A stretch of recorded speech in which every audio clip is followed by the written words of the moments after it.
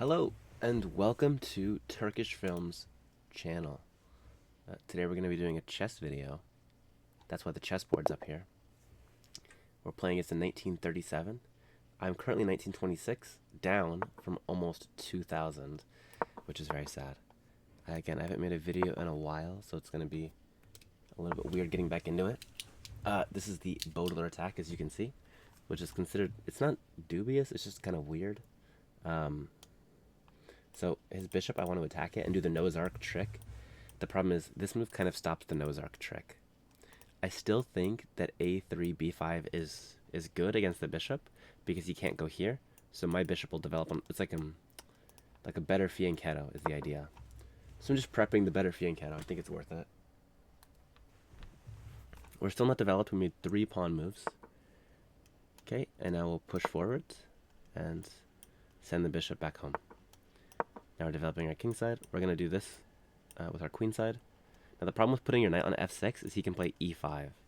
And if e5 is a good move, then you kind of didn't really do your job that well. So I think we might have to interrupt it by playing... Let me see.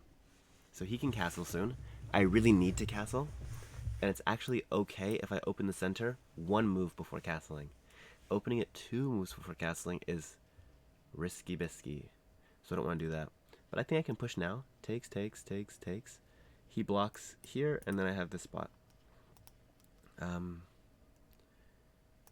going to play bishop e7 first. This is just interacting with his last move here. And then I'll have to find a square for the old knightaroo. The problem with doing this is he just pushes e5, and then I'm kind of sad. I think now I can break the center. d5 takes. Obviously I take with the bishop maybe. No, I'll take with the pawn. He takes with the knight, I take with the bishop. Okay, this all seems fine. This pawn is really helping me out. So I think I'm going to push. And the idea is that I can get rid of this pawn. Then my knight can happily go to f6. And there's like no worries at all. There's no worries at all. Okay, I think actually I go here. I'm changing my mind because now I am threatening the Noah's Ark. Yep, so see, he saves himself from that.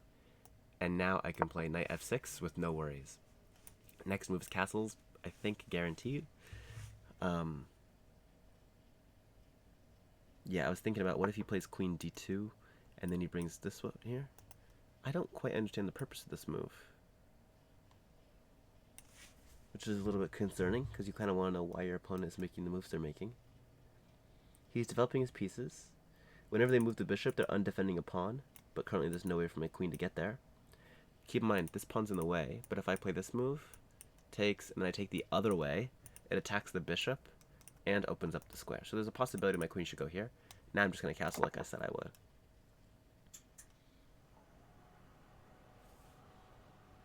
Okay, so in general, let's just evaluate the position.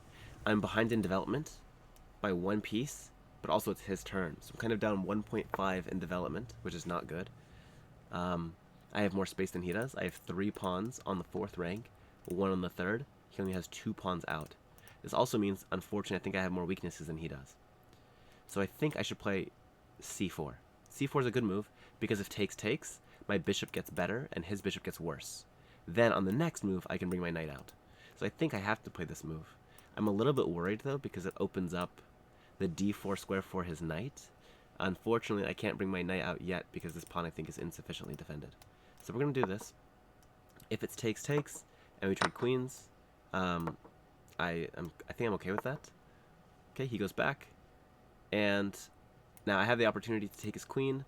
He'll take back, and then I'll take here and damage his pawn structure. Although I am giving up a bishop, right? And I want the 2 bishops. So I'm not sure if I want to go for that or not. Kind of a tough decision. If I don't, what would I do instead? Well, my knight is still undeveloped. This pawn's a weakness. If I want to, I can damage the structure. He still has a bishop in the end, so he can always go like this. And, he'll push b3, takes with the pawn, and then pushes. And so he'll end up getting his bishop out eventually. And I think with so few pieces on the board, I don't think I'm so worried about that. Especially because I'll have knights hopping around. It is an open position, though, so the bishops are much better. So I'm just going to make a developing move and not worry too much about it. I'm just countering his knight attack in the center and his bishop in the center. Right now, I'm not so upset. So I'm gonna take my worst piece, which is this rook over here, and bring it in. Well, I said that, and then I thought maybe I should move this one. I kind of like moving this one because then my bishop can tuck back home. Although I really don't see a purpose in that. So we're gonna go here. I think there's a lot of pawns over here, and I'm not gonna fight him over there. Yeah, I'll let him take if he wants to. I really am not that concerned. There's a little bit of an issue. I wanted to move my bishop to a better square. The problem I see with that move is that he can then pin my knight, and then he's the one with the with that. I'm gonna do it anyway. I don't really mind the pin. There's like so few pieces left. I don't think it's a big deal. If he wants to trade, we can trade. Otherwise, I'm just gonna bring my rook to the middle. So assessment of this position is white has, all his pieces developed. He's challenging the center. That's all good. Black has more space on the queen side. So if I can find a way to get at this pawn, that would be good for me. Ways to get this pawn are the knight here, or putting the bishop on the long diagonal, right? If my knight goes here, the problem is he takes it, right? So if I can find a way to get my bishop on the long diagonal first, I can take the knight. Okay, so now he's trying to solve these problems. I kind of thought about this move, attacking, because then I can go here and takes. Where does his knight go? His knight can go here.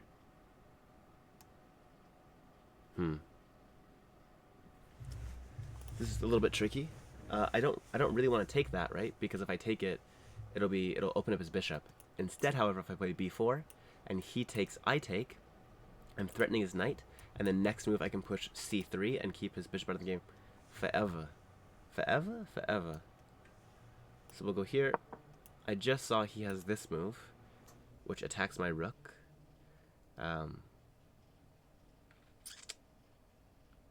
Which allows him to get around this way and kind of break up what I'm doing. I'm not so sure, honestly. Yep, as expected. Then do I take here? Then he takes. And then I go back. Yeah, I didn't expect him to go there first. I expected him to take first. I think I have to take here first, because I have to attack his bishop. Oh wait, if I go here and attack his bishop, he takes this and attacks my bishop. And then I take this, and then he takes here. So then he's actually up a piece. So I lose that pawn. I don't think I'm so worried about this pawn, actually. And the reason is because his pawn will be on a light square, which that's good for me, because that means his bishop is very sad. If I can put a piece here, probably this knight coming in here, then this pawn will be there forever, which means this bishop will be sad for a long time, because it'll have to come around this way to get free, or he'll have to push this pawn and go around the back to get free. I know that's a lot of arrows. This is maybe his worst piece at the moment. And if he doesn't do anything here, I'm going to play the move c4. And c4 will be strong because it's like stopping this pawn. Is c4 the right idea? Or is it a5? I was just thinking, because if I play c3, he can always take, push, and then push. And there's nothing I can do about that, so his bishop gets free. I think there's just so much tension across these squares that his bishop's going to get out, kind of, no matter what. And he takes this move. Do I take first, or do I take... I think I take this first, because this is attacking his bishop. His bishop was going to get out no matter what. It just mattered if it was happening now or later. Was there... Should I have taken with the knight here? Then I threatened the bishop. I definitely should have done that instead. That was just me not thinking things through. It's unfortunate. So we're going to take this pawn. What does that do? It leaves these squares undefended so his knight can hop in. True. What's the benefit of hop taking with the bishop? If I take with the bishop, I'm stopping his rook from developing.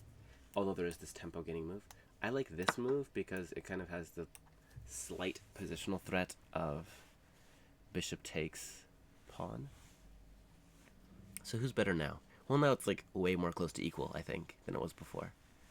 Like a lot more. Just because my space advantage is essentially gone now.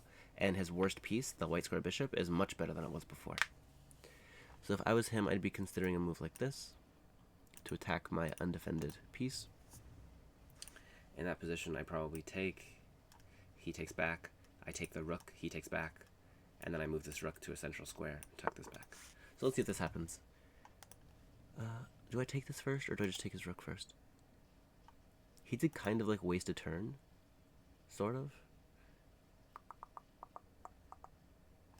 Yeah, we'll go here.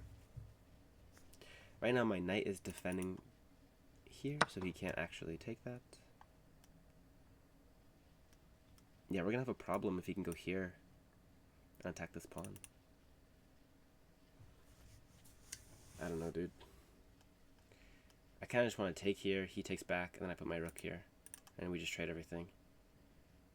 And then maybe I lose this pawn, but I have like a billion pieces. This bishop is really cutting across the board. My light square bishop is stopping his pawn. So I think this bishop is more important than that knight, to be honest. I want to play here, but then I get forked. But then I take. Then he takes the light square bishop first. If he took the dark square, I could take here.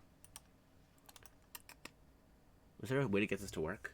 Because his knight is kind of stuck on the edge of the board. So if I can get my bishop here, I trap it. Ugh, too much thoughts. Too many thoughts. Here we go. We're just going to make this final trade. My pawn is on the outside, his pawn is on the c-file. So we'll just see who can handle their pieces better. My guess is he would move his knight now to the middle of the board. Or here. I don't know which one's better. I don't like this one just because... Whoa. That was not expected. I think I take here. And then I pop a knight in the middle, right? I'm trying to find the downside to this move.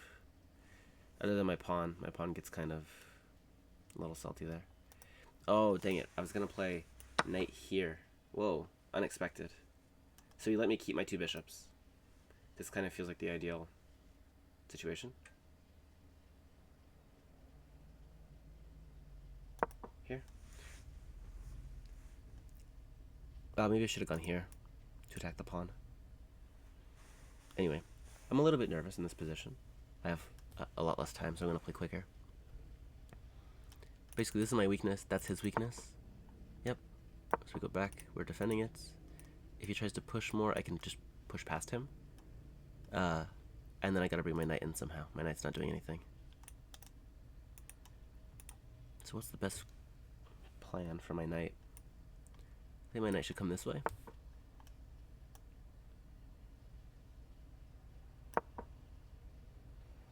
Okay, moving on up. If he trades, that's very good for me. Because then my bishop actually lands here, and that's the best square for my bishop. Then he can attack me, though. I just gotta get this pawn rolling, I think. He didn't trade it. Okay. So we're gonna make an escape square for our bishop. Oh, I got forked. I just got forked. I didn't see that. Yep. Gotta save the bishop, and then I'm gonna lose this pawn. But it's not all hope is lost, I don't think. Not all hope is lost. That's a good move. Yikes. Okay. If I go here, he takes the pawn. So I gotta go back this way somehow. Ugh, then he goes knight here. No. Yeah, it's over. Now it's over. And I have to, like, go back in a cave. If I go this way, I just lose all my pieces. Yeah, the game's over. Ugh, we'll just lose all our pieces. It's fine.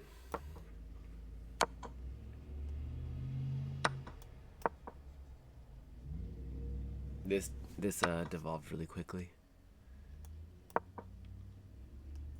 It's a fork. It's a fork. I'm attacking a bishop. Yes. I've always wanted to attack a bishop. Get our pawns on white squares, because we have a white square bishop to defend them. No, I run out of squares. This is so sad. I can't even do this because he goes this way. And then my bishop can't stay on the diagonal. Yep. Back this way. Put the bishop here. He's making a wall. He's making a wall. Yep. I think he's enacting the exact plan I mentioned. So probably... See, this is strange though, because now this pawn's undefended. So I'm still losing, but it's going to be like very sad for me. Oh, wait a second. Can I come around somehow? I feel like there's some stalemate trick. TBH. Knight here, and I push, and then I push, and then I push. Yeah, bishop here is winning. Everything's winning. I think he has no losing moves. I think he could give away a knight and still be winning. Yep. Gotta attack the pawn. Whoa. There's chance for stalemate. He has a lot of pieces, and it's not easy to coordinate them. Oh, that's a blunder. I didn't see the fork. Here. And now we'll go this way. Where can my king go?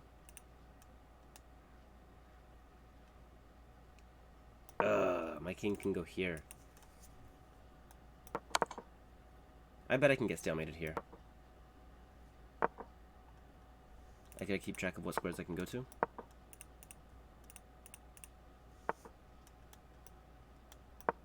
And then the queen. Oh, it's at the wrong timing. If it was the right timing, that would have been stalemate. Dang, I probably could have triangulated at some point and then not lost this. Yeah, bishop here. Bishop e4. Checkmate. GG. I used to do videos, and we would do like the analysis later in the day. I'm gonna do the analysis right now. Just to make like one video, because I was gonna make a video each week, and I haven't done that. I was gonna start in March. March is this month.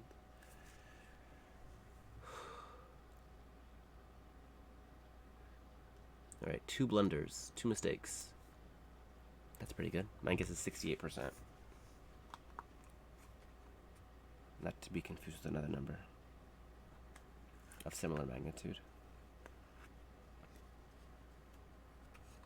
If you guys are ever feeling down, or you guys are ever feeling upset, knock it off.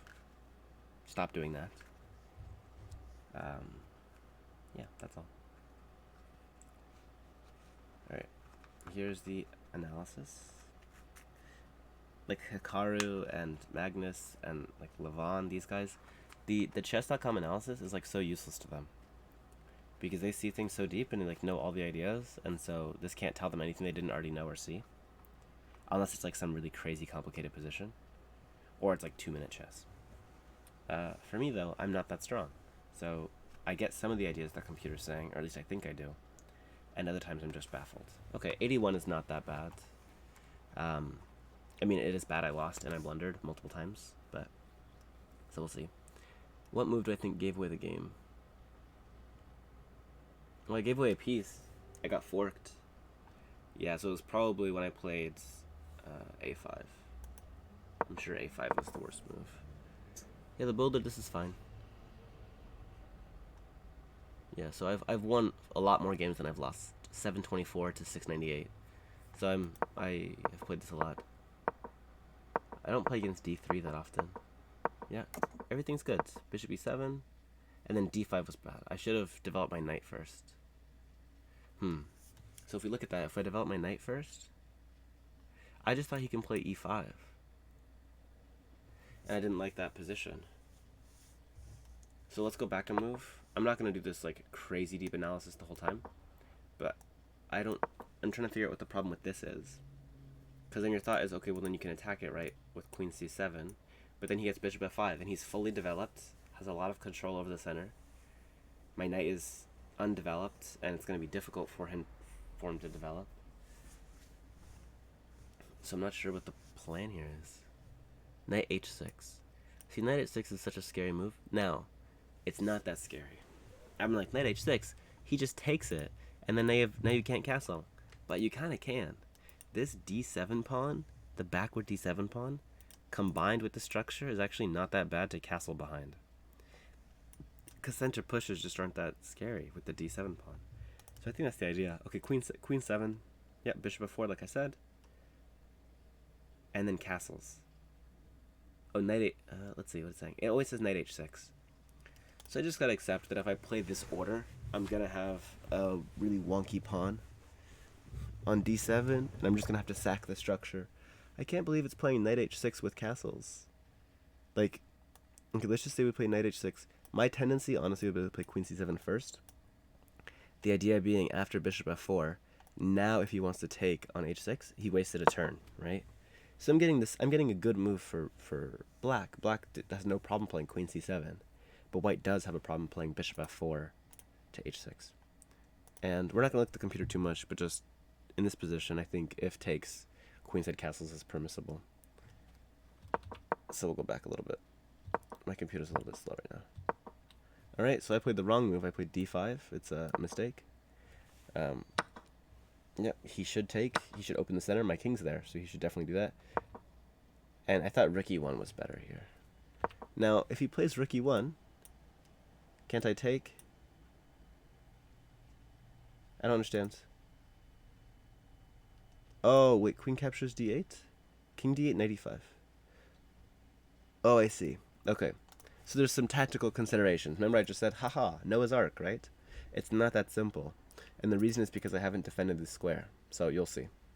If he plays rook e1, instead of defending against Noah's Ark, right? It's not quite Noah's Ark, but you get the idea. It's like these three pawns trapping the bishop. And I go for it anyway. I said, haha, you didn't defend it. Well, he like falls directly into the trap. I'm like, I got your bishop. And then he takes. And then I take. And then he plays knight e5. Right? And now he's threatening this fork. And now I defend the fork. King e8. And he gives his bishop up like this. I take, and he takes with the knight, I assume.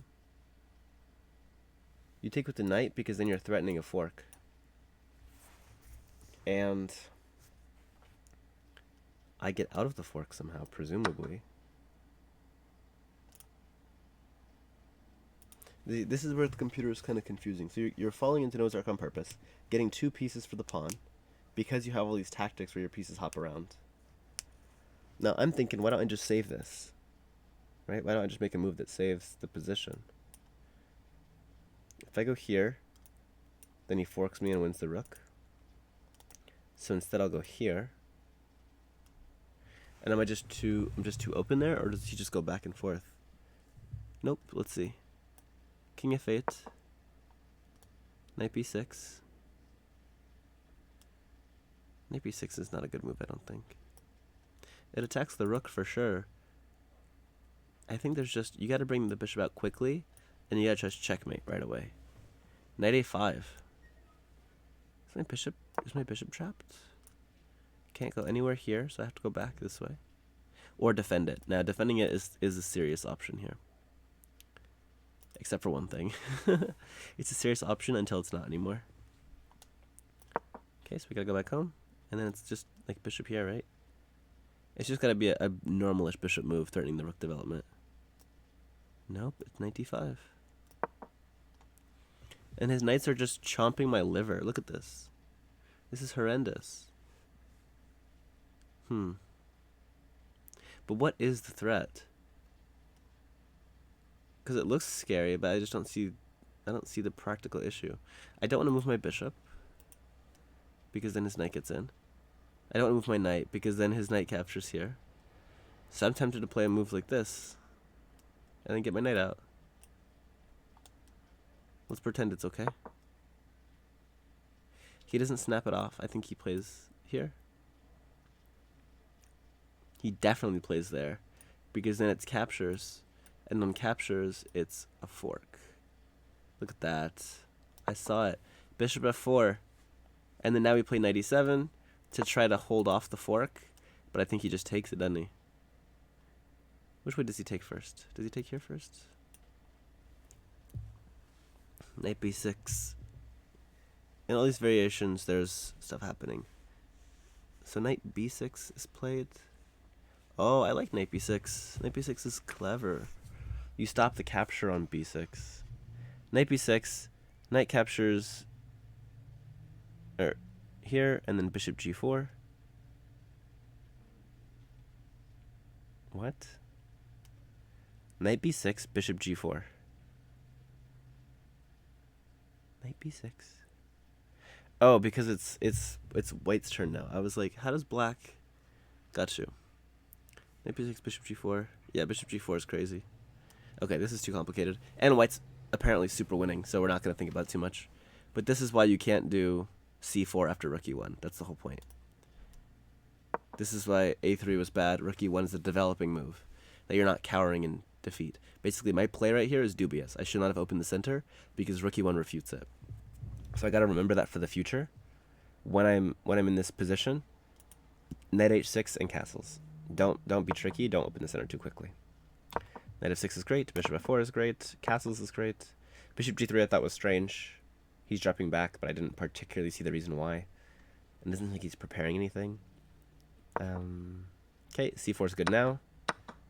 Sending him back where he came from. And look, black's even better here. Oh wow, I'm supposed to save queens. Yeah, his pieces are worse, so I shouldn't have. How do I justify this? Why don't I want to trade queens? When I am okay, what do I learn from this? When you have advantages, when you have more space, don't trade queens. That's gonna be the new rule I'm gonna add. When you have more space, don't trade queens, because my queen can be useful in like getting to this pawn and stuff. I think. Okay, knight c6 was no good. He traded like he should have. I chose the wrong rook, and that wrong rook is significant. Look at that. I'm minus 26 compared to 0.6. So that's a big deal, because a4 is good. Yeah, look at that. He's supposed to fight over there. a4 is a great move. a4 is an excellent move. How do I even deal with that? Because it's like, it's coming, you know? Alright. Okay, bishop c5 was great. b3 blunder. b4 is a miss. I'm supposed to play a4. So when he plays here, I'm supposed to play a4. Oh, b3 is a blunder. And then instead of b4, I'm supposed to take it. Okay, got you. So I was trying to be all crazy and complicated. You just take it. He just takes it. He takes with the bishop, but then he has isolated pawns everywhere. I think it's the same position. If he takes this way, this is what I would think he would do, and then he pushes this way. But now a4 is good. No, a4 is not good. I don't understand this pawn structure, and I really don't want to learn it right now, so we're just going to come back to it later. b4 is a miss, so b4 is the problem. I was winning after cb3, and now I'm not anymore. Because knight a4 lets him in. I traded in all the wrong ways. I was happy with that, making him waste a move. So it's just pretty equal here. Pretty dead. Bishop d6 is good, just it cramps my space like no tomorrow. Yeah, I don't mind giving up the bishops here. He didn't take the bishop, which I thought was strange. Okay. Bishop c6 was better. Yeah, I can see why. Alright, knight d7 is great. Everything's good. Everyone's happy.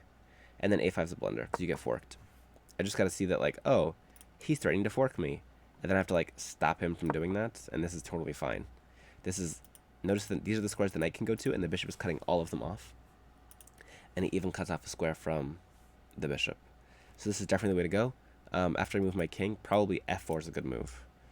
To gain some space on the king side, solidify a pawn structure, and then move forward. So, yeah, a5. Game losing move. Now I'm down 3. And he just plays everything correctly. There's just no debate. The rest of the game's not interesting. The very last few moves, I wanted to see if there was a triangulation opportunity I had. I just gave everything away to make it as close to stalemate as possible. And because I had the one bishop, I thought I could do something. Now, where does stalemate come from? I'm supposed to take it, which I didn't do. Okay, where would the stalemate be if there was a stalemate? That's the question. So he has the dark squares covered. This is all he has right now. He's not really attacking that much, so there's not a real possibility for stalemate here. Okay, but I go here, which is kind of nice. Right, tucks me in a little bit. And then I think a move like this, here, here. I go back, and then maybe he pushes or something as stalemate. I don't know. Wishful thinking, obviously. But yeah, I miscalculated. King h7. Yeah, it doesn't matter. GG. So yeah, so what did we learn from this game? Even in endgames, you still have to be careful of tactics. I played a5 and just totally missed that I get forked and I lose the game immediately. So always remain vigilant. As for the middle game, d5 is like the end of the... d5 is like the... still the opening, but it's like starting to be middle game. This is still opening, I think. a3 is bad. I gotta remember just to play knight h6 and castle. Don't get greedy and force myself to play knight f6. See, the problem with knight h6 and takes is that actually my rook likes that. And combined with my bishop, it's not so awful. I can try things like this and try to win. So I just gotta be cognizant of that. Other major mistake. When you have extra space, don't trade queens. I don't know how I'm supposed to figure out which rook to take with still. But just notice that this is where he's going to try to make breaks, because these are all stable, and these are stable. So he's got to use his queen side. So I should have kept a rook on the queen side. Now, I only partially agree with that idea, because if I had taken this way, I feel like he can still just do the same thing, right? Can't he still just do this? And then if he takes it, what did it matter? And I think the computer's saying his best bet is to keep his rooks over here and try this stuff to weaken where my advantage is at. But alright guys, so that is chess. You guys just watch me play chess, and you watch me talk about playing chess. I hope you guys enjoyed. If you would like personalized coaching, even though I just lost, if you'd like personalized coaching anyway, if you're anywhere from 1700 and below, I would be more than happy to teach you what I know about chess. That includes openings, middle games, and end games. Yeah, just hit me up. You can leave a comment, or you can email me. That's in the description as well. Thank you, and goodbye.